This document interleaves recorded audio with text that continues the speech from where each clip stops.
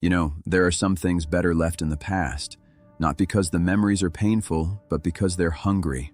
My story started about 3 months ago in Salt Lake City when my old man died. We hadn't been close for the last 10 years or so.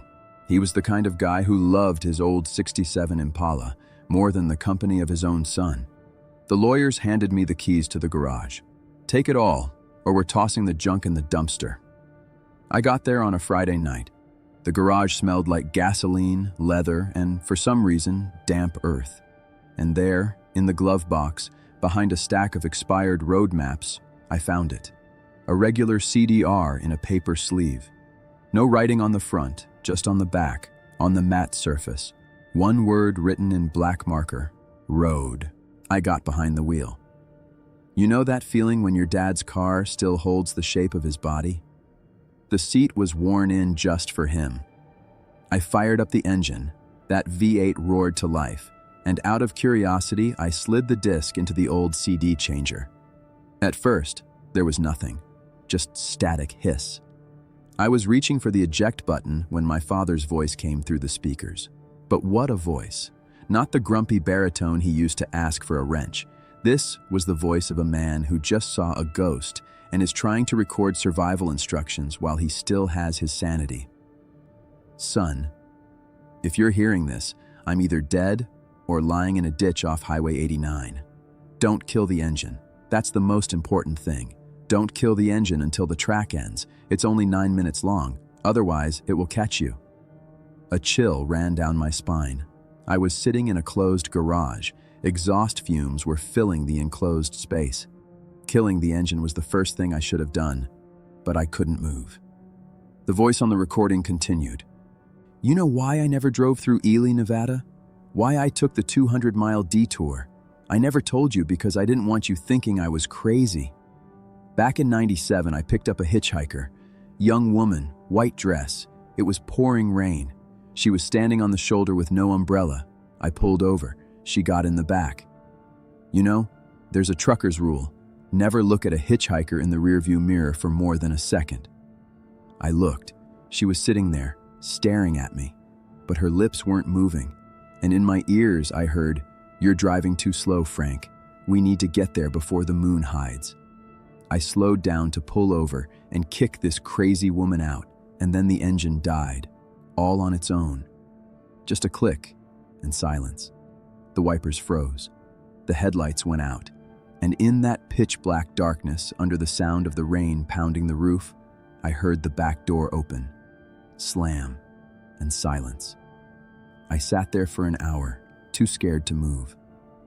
When the moon came out from behind the clouds, there was a wet spot on the back seat from the rain, but nobody was there. The car started right up on the first try, and ever since, I've been afraid to kill the engine in the desert. But the disc isn't about that. That's just backstory. The real fear started when I found the place where she was standing.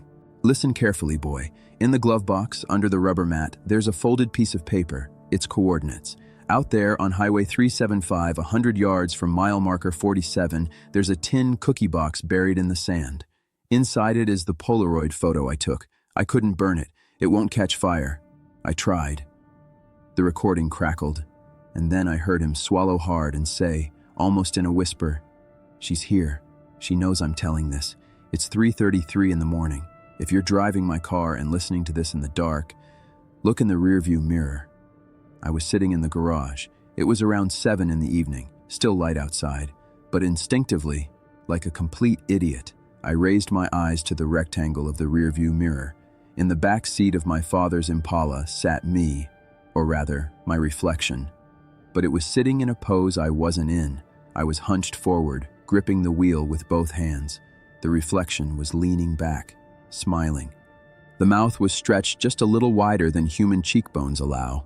I jerked my eyes away, feeling my heart pounding somewhere in my throat. The recording kept playing.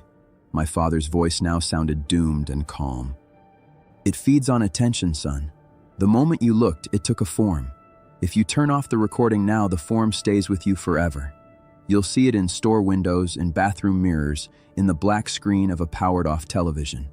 The only way to erase the form is to listen to the end and do what I couldn't." I have 4 minutes left on this recording. Listen. In the box under mile marker 47, there's not just the photo. There's a piece of mirror, a shard from the rear window of my first car. I smashed it with a crowbar back in '98, the night it tried to step out of the reflection. You have to take that shard, hold it to your chest, and drive exactly 1 mile at 60 miles per hour. On the speedometer, it has to be exactly 60, not 59, not 61. At that exact speed, the boundary between reality and reflection thins, and the shard heats up and shatters, taking the guest with it. I tried. But when I accelerated to 60, I looked in the mirror again, and I saw you, 5 years old, holding my severed head in your hands. I chickened out and let off the gas, and now it's bound to the car, to this very Impala.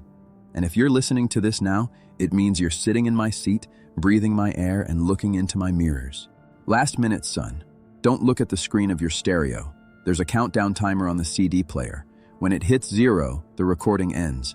At that exact second, the engine will stall on its own. It always stalls. As soon as the silence hits, it will be sitting right behind your shoulder.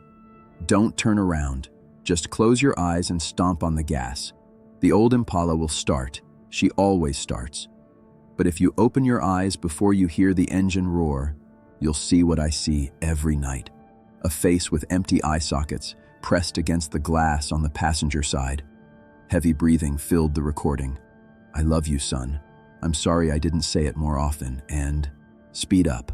The timer's going. 5, 4, 3, 2, and silence. The Impala's engine in the garage died with a metallic clunk.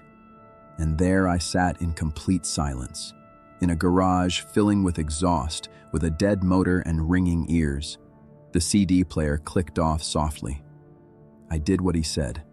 I squeezed my eyes shut so hard that white circles floated in my vision. I felt for the key in the ignition, and I turned it. The engine roared, shattering the quiet. I opened my eyes. In the rearview mirror, the back seat was empty, just the dusty leather seat of my late father. I got out of the car on rubbery legs. I hit the eject button. The sleeve slid out of the slot. I held it in my hands. Where the word road had been written, now etched in like acid, there was a different word. Continued. And underneath, in small, shaky handwriting scratched with a needle, it read, "Check the coordinates under mile marker 47, and don't kill the engine when you go, ever." I didn't go. I sold the car the next day for pennies to some collector from Wyoming. But there's a problem. I woke up this morning to the light from the street lamp outside hitting my phone, which was lying face up on the nightstand. And in that black glass, before I unlocked the screen, there was a figure in a white dress. She smiled at me from the reflection of my own phone, and I heard a knock, tap, tap, tap, from the speaker of my laptop, at exactly 3:33 a.m. So, if you're hearing this story and you suddenly notice that the video is frozen on the very last second and there's an extra person sitting in the reflection of your monitor, just close your eyes. And whatever you do, don't stop playback.